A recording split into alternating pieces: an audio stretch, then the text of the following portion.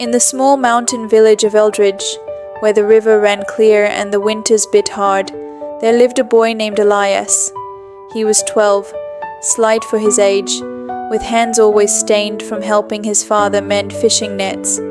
Everyone knew Elias as quiet but kind, the sort who'd carry an old woman's firewood without being asked. One autumn afternoon, Elias and his best friend Milo were skipping stones by the river when they spotted something glinting beneath the water. It was a silver pocket watch, heavy and old, its face cracked but still ticking. Engraved on the back were the initials J.H. and the year 1892.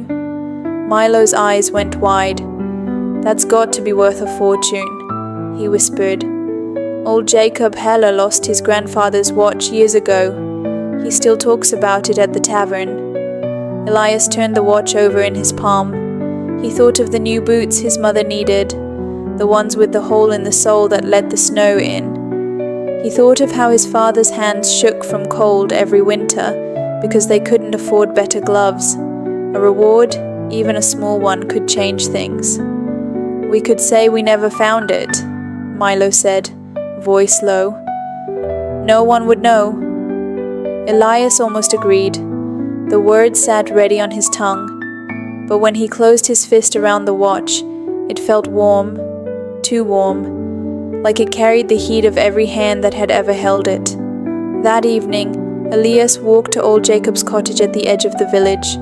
Jacob was 93, nearly blind, and lived alone since his wife died. When Elias knocked, the old man opened the door slowly, peering out with milky eyes. "I've found something, sir," Elias said. His voice cracked. He held out the watch. Jacob's wrinkled fingers trembled as he took it. He ran his thumb over the engraving, over the crack in the glass, as if reading a letter in braille. Then he pressed the watch to his ear and listened to it tick. "My grandfather carried this through the war," Jacob said quietly. "He said it kept him alive, reminded him there was still time to come home." His voice broke. "I thought it was gone forever."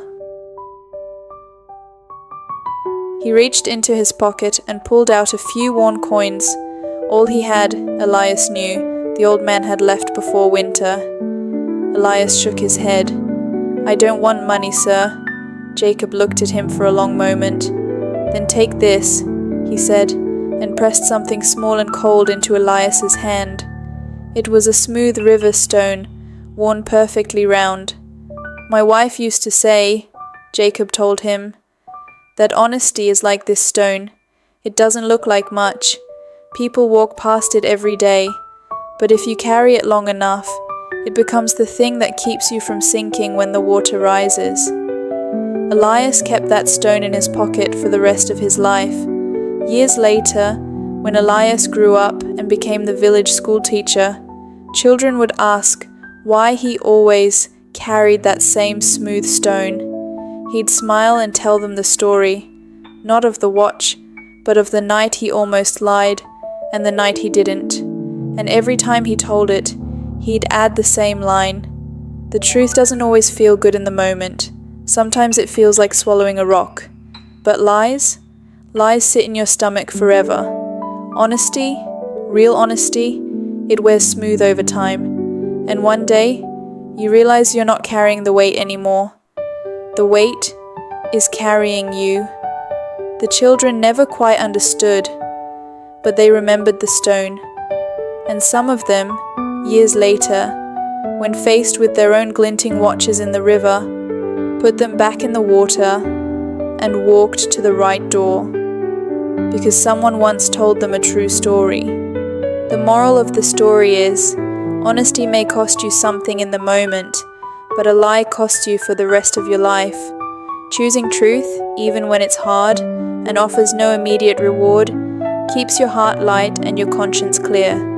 A single act of honesty can ripple outward, quietly shaping your character and even influencing others long after you're gone. In the end, integrity isn't about what you gain. It's about who you become and what you refuse to carry.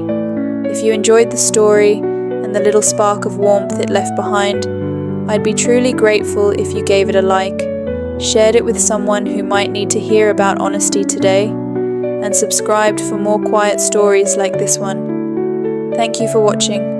It means more than you know.